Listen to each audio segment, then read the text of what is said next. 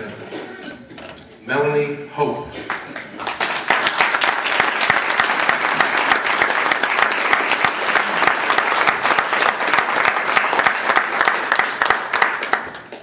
See me, feel me, droid me. See me, feel me, droid me. Mélanie Hope.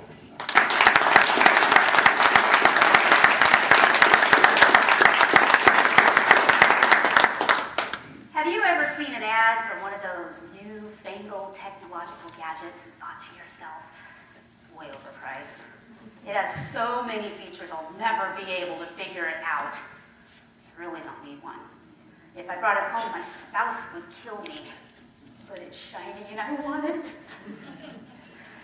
This, my friends, is what led me to give up my perfectly functioning cell phone and upgrade to a smartphone. My fellow Toastmasters and honored guests, how many of you have what could be construed as a smartphone? And how many of you are willing to admit that your smartphone is smarter than you? I didn't get just any smartphone. When I turn this baby on, it tells me in a cool robotic voice that this is the Droid. Now, if you haven't turned on your television or left your house for the past year, the Droid is the non-Apple answer to the iPhone. Now, I can get all those cool apps, those addictive games, Facebook, Twitter, email, sometimes even a phone call, all here in the palm of my hot little hands. Even though this phone talks to me in its cool robotic voice, I know it doesn't really have its own personality. I know that here. Which means that it can't really be out to humiliate me. I'm reasonably young, and I like to be technologically savvy like all the cool kids. But I know here that it watches as I try to interface with it without losing my religion or my sanity, and it sits back on its little ones and zeros and laughs maniacally as I fail miserably. Perhaps I should explain. I've spent a large portion of my adult life trying to overcome certain insecurities. Modern technology has only fed these neuroses. Most of my childhood was spent vying for my parents' attention, desperately trying to get my parents or my teachers to acknowledge my existence. Now I spend endless afternoons seeking validation from automatic water faucets and soap dispensers. I can't tell you how many times I have completely dried my hands by waving them frantically underneath an automatic paper towel dispenser without ever receiving said paper towel. And touchscreens. Don't get me started on touchscreens. These contraptions don't see me. ATMs, those little card swipey things at the grocery store. I have to rely on the kindness of strangers to come and poke my buttons for me. Now you'll understand my enthusiasm for this particular model of smartphone. For you see, this phone can be completely operated using vocal commands. I simply speak into the device, and it does what I tell it to do. No more stabbing at that stupid little touch screen trying to get it to recognize my existence. No more typing on the teeny tiny little keyboards. It takes my voice and translates it into send-ready text messages and emails. Or so that was the theory. Now, I admit that my life is so exciting that a large portion of my text messages revolve around my significant other's blood sugar levels and whether he's had a snack so he doesn't become a total crankball. If you've never dealt with somebody with hypoglycemia, let me just share that my baby sister, also a sufferer, single-handedly inspired the phrase, psycho hose beast. Jimmy, if he hasn't been properly fed, quickly descends into a festering ball of crankiness. I've learned, at the very first sign of unpleasantness to feed them, and then they become human again. Knowing this, one would think that my super smartphone would have figured out such important and key phrases as meal, snack, and drink ball.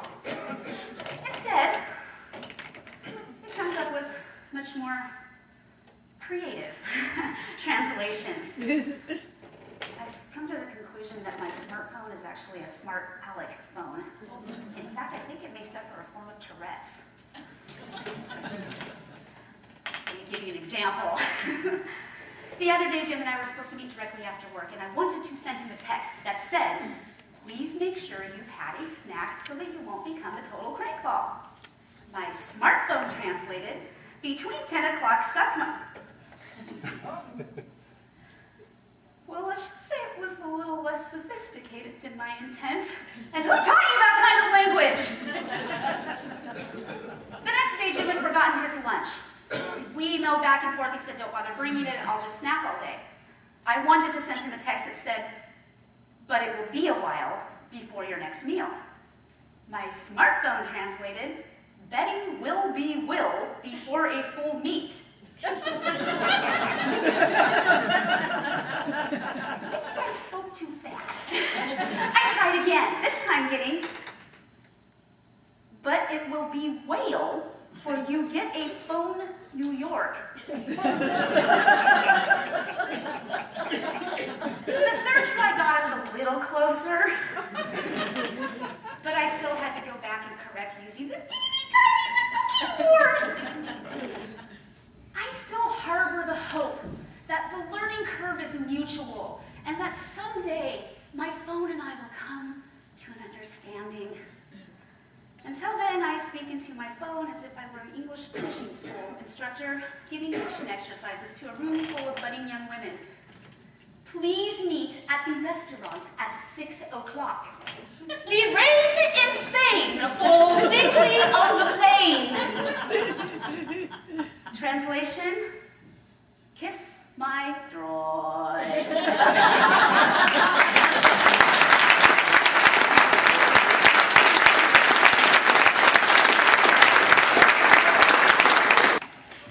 See me, feel me, droid me. I worry about you. You're not alone. So, you're really afraid of technology? It's not really so much that I'm afraid of it as much as it just really doesn't like me. It actually likes me just fine once it notices me. Well, the droid is pretty advanced. And the new droid that's coming out will be a suppository version. Now that's something I can work with. You just think it, they call. Yeah, but do you have to think like this?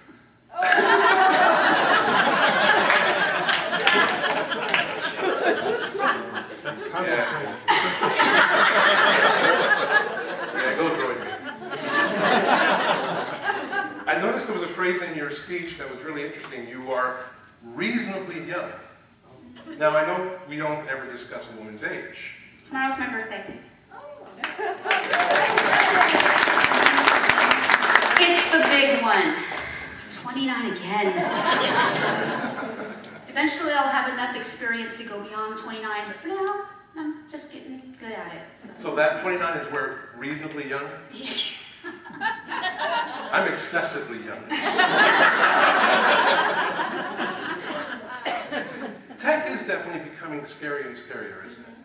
I have a story I didn't put in my speech just the other day, and everything I read, that it said that, I swear. My friend and I were having a meeting, and I pressed the button to record a text. She must not have seen I pressed the button. And she got up to leave and she said, "Do you want another cup of tea?" Now what it should have done is translate what she said. But what my droid translated was, "Yeah." That's a pickup line right there. Apparently. Want a cup of tea? Yeah. I showed it, she was like, "Look at that!" Well, Melanie, this was truly a joy to have you participate in District 32 level of humorous speech competition. First place winner, District 32.